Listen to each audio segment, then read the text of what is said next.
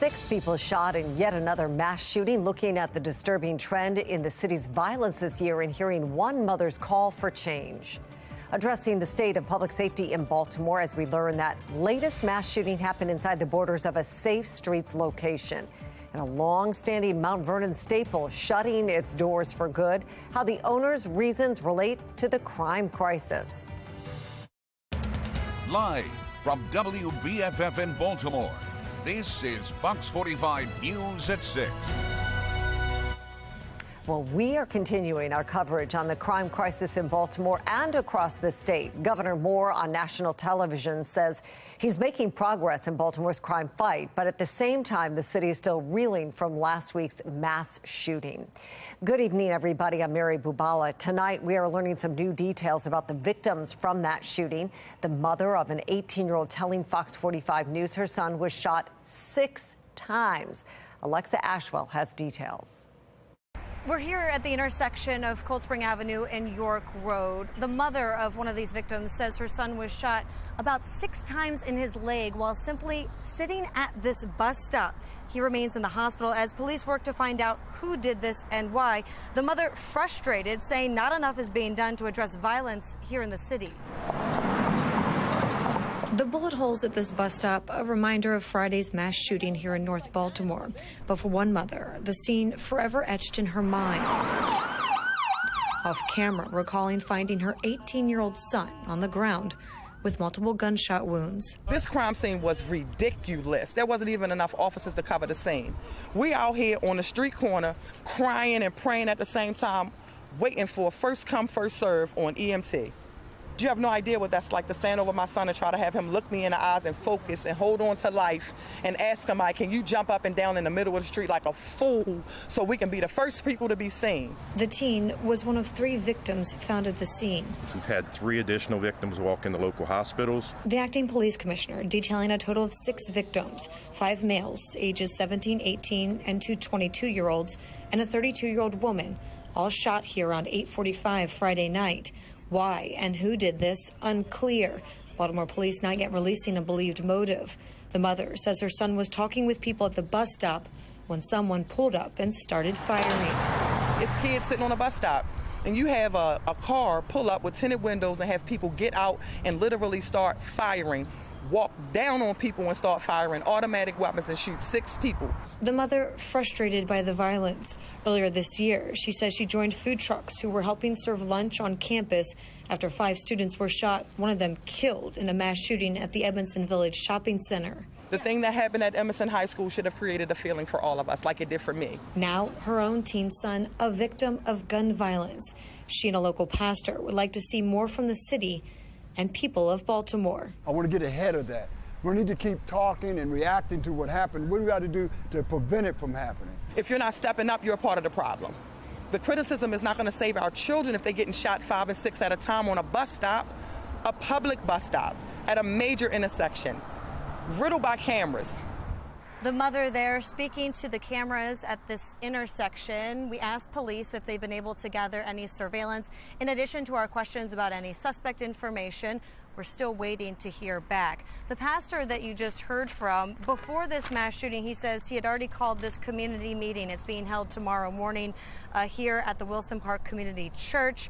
9 a.m. They're going to discuss issues including safety. We'll have the full details on our website, foxbaltimore.com. Reporting in North Baltimore, Alexa Ashwell, Fox 45 News. Friday's incident just adds the growing list of mass shootings in the city this year. In January, 5 juveniles were shot at the Edmondson Village Shopping Center. Alexa talked about that. One of them, 16-year-old Deontay Dorsey, was killed. In March, there was another mass shooting in West Baltimore along Edmondson Avenue. This time, 6 people were shot. One of the victims, just 15 years old. Another victim in that tragedy, 33-year-old Baltimore boxer Ernest Hall, was killed. In April, 4 people were injured in a mass shooting in North Baltimore along Charles Street. And just last month, 5 people were shot near Lexington Market downtown. Now, the latest mass shooting took place in the Ward-born McCabe Safe Streets zone. Before becoming director of the mayor's Office of Neighborhood Safety and Engagement in 2020, Shantae Jackson was actually the leader of the mediation center while it ran this Safe Streets site. It's also the location where at least one person was fired before being charged with murder. That Safe Streets worker was later found not guilty. Meantime, Shante Jackson is about to step down from her position. That happens next Friday. That will leave Monzi, the department overseeing Safe Streets and the group violence reduction strategy, without a leader. While GVRS was once hailed as a success in the Western Police District, data shows those efforts may be slipping. Non-fatal shootings in the Western District are trending upward, going from 6 in January to 9 in May and 8 so far in June. That's according to Baltimore police. Now, despite those statistics, officials say the program is here to stay. We're on the right path and continue to build a group violence reduction strategy. That's the city's strategy. Acting Police Commissioner Richard Worley saying he believes in GVRS. At the same time, experts are concerned with the discouraging data and transition in leadership. It's very difficult to sustain any program, any strategic plan, because there's a consistently revolving door of leadership across all agencies. Shante Jackson refuses to say what's next for her. All we know right now, her last day is next Friday. Well, the gun violence epidemic is not just a Baltimore issue. Just over a week ago, 3 people were killed, 3 others hurt in an Annapolis mass shooting. Police say it started with an argument over a parking spot. 43-year-old Charles Robert Smith is accused of opening fire on a group of people headed to a birthday party nearby. He is facing multiple charges, including murder, assault, and a firearms charge. So far, investigators haven't ruled it out as a hate crime. And just days after that mass shooting, Governor Moore unveiled a new summer safety plan. And not soon after that, the governor hit national airwaves, making bold claims about how Maryland is making strides against crime. Olivia Dance has details. The political analysts I spoke to say the governor's crime plan lacks substance, and they worry it won't be effective here in Baltimore. But despite that, he's taking his plan to a national audience. Governor Wes Moore saying all is well in Baltimore on MSNBC over the weekend. Now, what we're doing is we're actually putting together policies that are making people safer. What we're doing is actually doing things like making sure we can get and keep these illegal guns out of our neighborhood. We're actually doing things. But taking a closer dive, just last week, the governor announced a crime-fighting plan lacking a lot of substance. A few details concerning to some political analysts. But whether this works is going to depend a lot on what's not in the headlines, but in the paragraphs that follow. The proof is in the execution of the plan and ultimately the results that it drives. And now he's talking about that plan on a national platform. I think one of the most concerning things is that he is taking it national.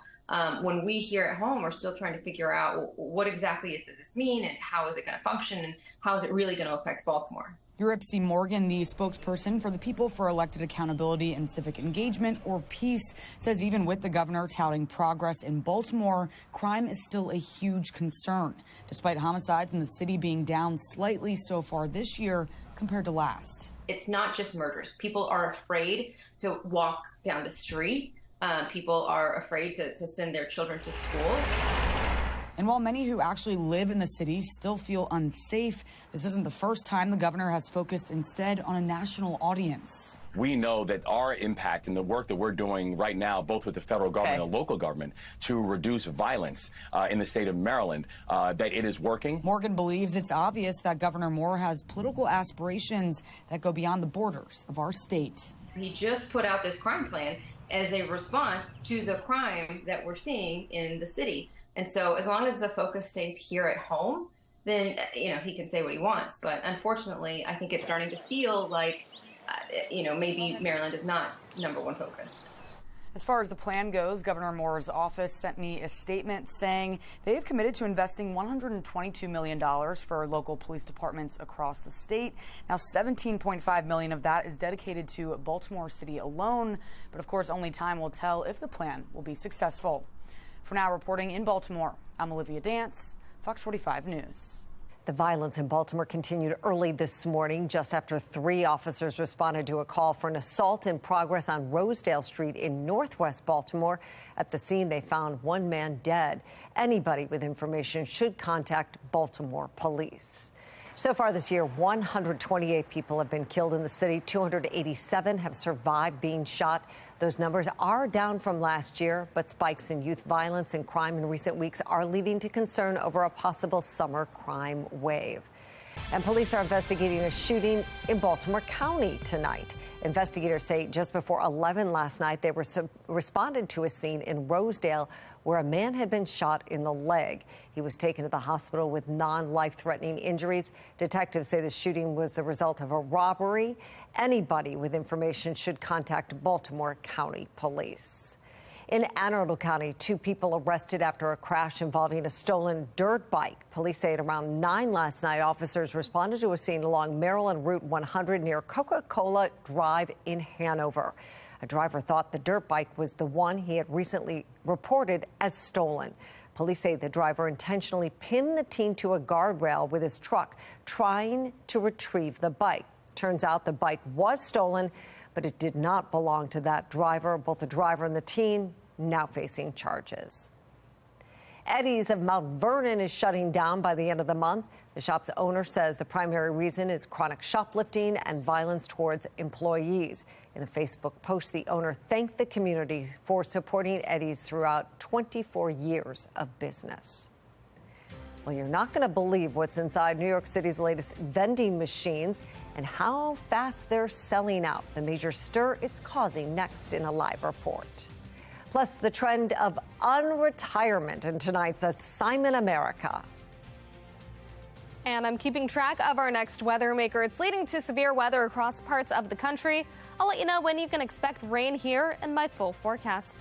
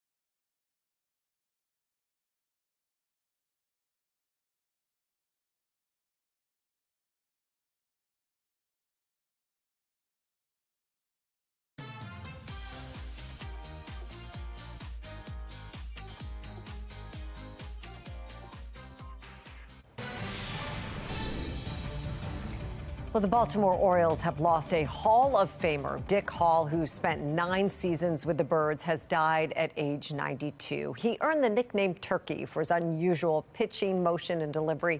He was an Orioles relief pitcher and ended his career in Baltimore in 1971. Hall passed away yesterday.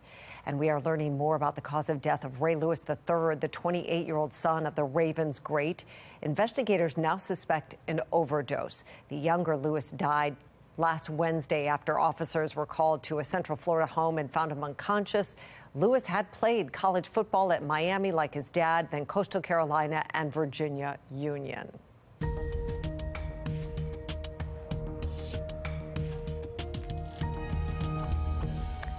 The contents of New York City's latest publicly funded vending machine is causing some controversy nationwide. National correspondent Kayla Gaskins joins us live from Washington. And Kayla, what is in these vending machines? I hear it's a variety of things.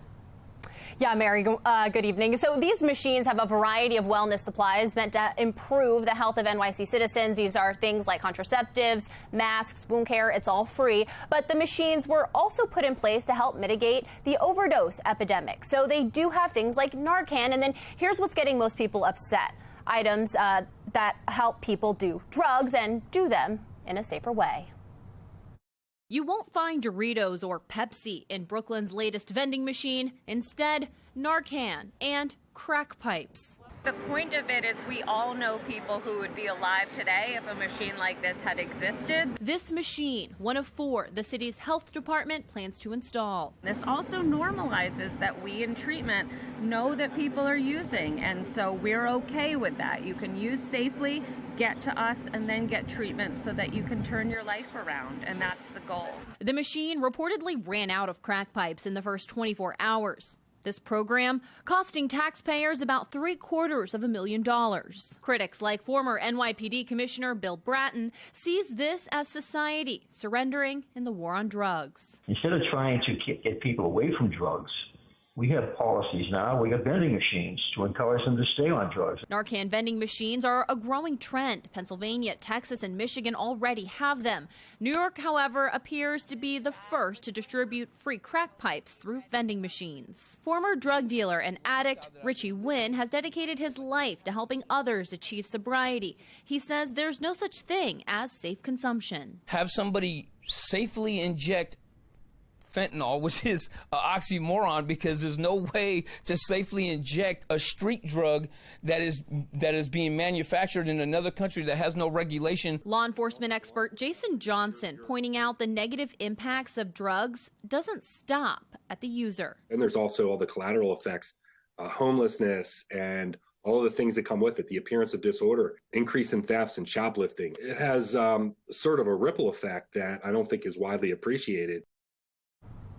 And Mary, these vending machines are part of a pilot program, so if they are deemed successful, then more will be rolled out. And Kayla, LA is doing a similar program where public health officials give away crack pipes, not just through vending machines. Why do proponents of the plan argue handing out free crack pipes is reducing harm? Well, Mary, there's a few reasons here. First, advocates say these pipes are a safer way to ingest drugs compared with needles, for example. So by giving away pipes, they hope to cut down on HIV and hepatitis C transmission via dirty needles. Second, they argue the giveaways help build trust with users who might be too ashamed to seek out treatment otherwise. And they hope building a bond will actually help these people eventually come to them to get off drugs, maybe down the road. But as we heard in the report, plenty of people do disagree with this approach. Mary, back to you. We'll see how the pilot program works. Kayla Gaskins in D.C. for us. Thank you.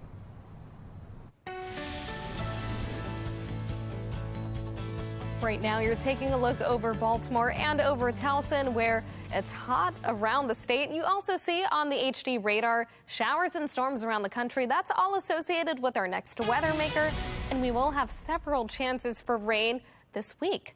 88 currently. High temperatures today reached 90 degrees for just the second time we were in the 90s. Across the rest of the state, temperatures mainly in the upper 80s. And around the region, we do see those showers and storms. Some of those storms severe in parts of Virginia. We're We're nice and dry here in Maryland, but that will change as we get ready for this low pressure system to move to the east. It's got a cold front extending from that, and that has been leading to severe weather. For us, we're mainly talking showers, possibly tonight and then into early tomorrow. Notice as we head later into the evening and night, we've got the chance for a few showers closer to the state line. But tomorrow morning, there is the chance for a few very stray showers. This does clear out heading into the afternoon, and we're looking at mostly cloudy skies and high temperatures in the 80s. Then as we get ready for the first day of summer on Wednesday, we're looking at mostly dry conditions for the morning before showers move in as we head later into the day. Temperatures will only be in the 70s, and that's well below average, especially for the start of summer.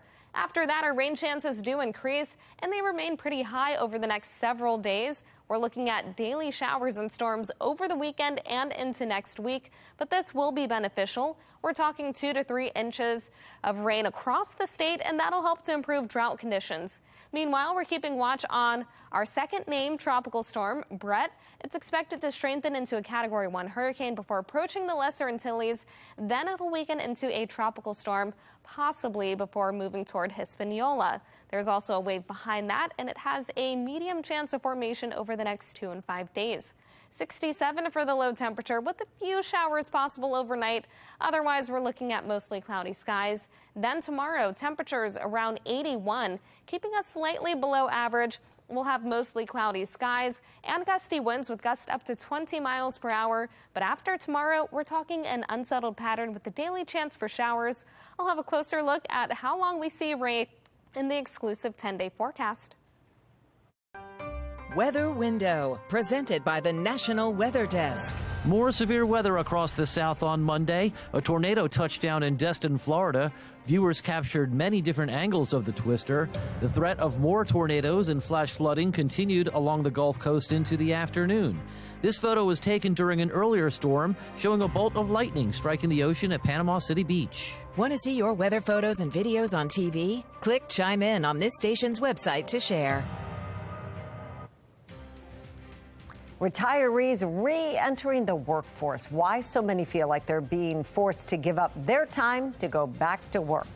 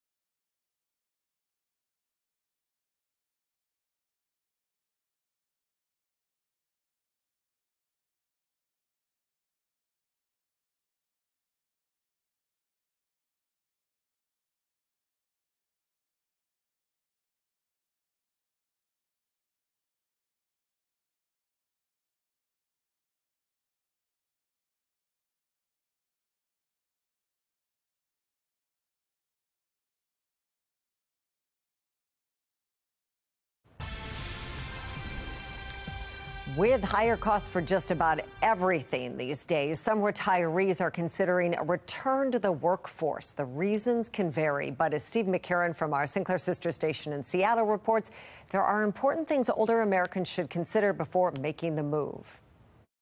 High inflation combined with a strong job market has more and more retirees considering unretiring. According to a recent study from Paychex, roughly 1 in 6 retired Americans say they're mulling over whether to get a job after being out of the workforce for an average of 4 years. The top reasons: personal, the need for money, boredom, feeling lonely, and inflation. And most retirees are on a fixed income. And so when they are in a fixed budget and things are going up, they have to make decisions. Financial planner Adam Powell tells me one of the positive benefits of getting back into the workforce is improved mental health. But as you start the process, think about your age. Powell says you may have required minimum distribution, which is something the IRS may require you to pay out of your retirement accounts, like an IRA. Also think about medical costs, Medicare Parts B and D in particular. Powell says you'll pay more for that based on how much money you'll make in that new job. More income can also put you in a higher tax bracket. And lastly, Social Security. If you are already drawing on Social Security before your full retirement age, if you start making too much income, then for every $2 Social Security gives you, they're going to take $1 back up until you reach that full retirement age. Bottom line, crunch the numbers first to make sure unretiring makes financial sense. Maybe that job will reduce the possibility of you making ends meet. We are getting ready for a nice day tomorrow. Will be mostly cloudy, but mostly dry. Temperatures will be around 81. Then we're talking the mid-70s on Wednesday for the start of summer. Not what you would expect, but we are looking at our next chance for scattered showers. We've got more rain and temperatures in the mid-70s on Thursday. Then after that, we return to the 80s for the weekend. But we're still looking at daily showers and storms even into next week. Temperatures, though, will gradually rise into the mid to upper 80s. Back to you. Jasmine, thank you. Well, finally today, with the 4th of July just over 2 weeks away, Wallet Hub is releasing its report on 2023's most patriotic states. At the very top of the list, Virginia, followed by Montana and Alaska coming in at 2 and 3. Maryland not too far behind. We come in at 12, and all the way at the bottom, Arkansas. To determine the list, Wallet Hub looked at factors like active duty military, how many people voted in the last presidential election, the volunteer rate, and here's one that Maryland ranked #1 for, a U.S. history and civics education requirement in schools. How about the home of the national anthem? That should count and bring us up that list a little bit. Well, that's all for Fox 45 News at 6. Family Feud is next. We'll see you back here for the news at 10 tonight. Thanks so much for watching. Have a great night.